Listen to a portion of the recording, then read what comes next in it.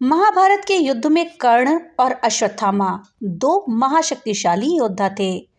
अगर इन दोनों के साथ छल ना किया गया होता तो महाभारत का युद्ध कौरव कभी का जीत चुके होते। दोस्तों, कहा जाता है कि अगर अश्वत्थामा को पहले दिन ही सेनापति बनाया गया होता तो अश्वत्थामा 3 दिन में युद्ध को समाप्त कर देता। लेकिन अश्वत्थामा को लगभग जब युद्ध हार रहे थे कौरव, तब सेनापति बनाया गया। और जब अश्वत्थामा को सेनापति बनाया गया तब उन्होंने युद्ध में तबाही मचा दी। और इसी तरह से अगर कर्ण के साथ छल ना किया गया होता तो भी युद्ध का रुख कुछ और ही होता। दोस्तों, आज इस वीडियो में हम जानेंगे कि श्री कृष्ण अर्जुन को कर्ण से किस तरह से बचाते हैं। अगर महाभारत के युद्ध में श्री कृष्ण अर्जुन को कर्ण से ना बचाते तो युद्ध का परिणाम कुछ और होता और अर्जुन कर्ण के हाथों मारे जाते। इस जानकारी के लिए वीडियो में हमारे साथ अंत तक बने रहिएगा, जिससे कि आपको सही और सटीक जानकारी प्राप्त हो पाए। दोस्तों, कर्ण बहुत ही शक्तिशाली योद्धा था। कर्ण के साथ छल किया गया जिससे कि वो युद्ध ना जीत सके। इस छल के कारण ही कर्ण मारा गया था। वीडियो में आगे बढ़ने से पहले आपसे एक छोटी सी रिक्वेस्ट है कि अगर अभी तक आपने वीडियो को लाइक नहीं किया है तो कृपया वीडियो को लाइक कर दें और ज़्यादा से ज़्यादा शेयर करें, जिससे कि ये जानकारी अधिकतर लोगों तक पहुंच पाए। और हाँ, अगर चैनल पे पहली बार आए हैं तो कृपया चैनल को सब्सक्राइब कर दें और बेल आइकन दबाना ना भूलें, जिससे कि मेरी वीडियो सबसे पहले आप तक पहुँच सके। तो चलिए वीडियो में आगे बढ़ते हैं। दोस्तों, कहा जाता है कि अर्जुन के पिता देवराज इंद्र ये भली भांति जानते थे कि जब तक कर्ण के पास उसका कवच और कुंडल है तब तक उसको कोई नहीं मार सकता। तब श्री कृष्ण की एक योजना के अनुसार देवराज इंद्र ने ब्राह्मण का रूप रखा और दानवीर कर्ण से कवच और कुंडल मांग लिए। लेकिन कुछ दूर जाकर के इंद्र का रथ भूमि में धंस गया।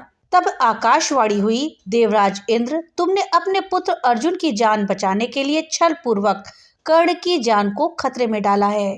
अब ये रथ यहीं धंसा रहेगा और तू भी यहीं धंस जाएगा। तब इंद्र ने आकाशवाणी से पूछा कि इससे बचने का क्या कोई उपाय है। तब आकाशवाणी ने कहा, अब तुम्हें दान दी गई वस्तु के बदले में बराबरी की कोई वस्तु देनी होगी। तब इंद्र फिर से कर्ण के पास गए और उन्होंने कवच और कुंडल वापस देने को कहा, लेकिन कर्ण ने उसे लेने से इनकार कर दिया। तब इंद्र ने अपना अमोघ अस्त्र कर्ण को दे करके कहा कि ये अस्त्र तुम जिस पर भी चलाओगे वो मृत्यु को प्राप्त होगा, लेकिन तुम इसका इस्तेमाल सिर्फ एक ही बार कर सकते हो। युद्ध में जब घटोत्कच ने कौरवों की सेना को कुचलना शुरू किया तो दुर्योधन घबरा गए और ऐसे में उसे समझ नहीं आ रहा था कि वो क्या करे। तब कृष्ण ने कर्ण से कहा कि आपके पास तो अमोघ अस्त्र है जिसके प्रयोग से कोई बच नहीं सकता, तो आप उसे क्यों नहीं चलाते। कर्ण कहने लगा कि नहीं, ये अस्त्र तो मैंने अर्जुन के लिए बचा करके रखा हुआ है।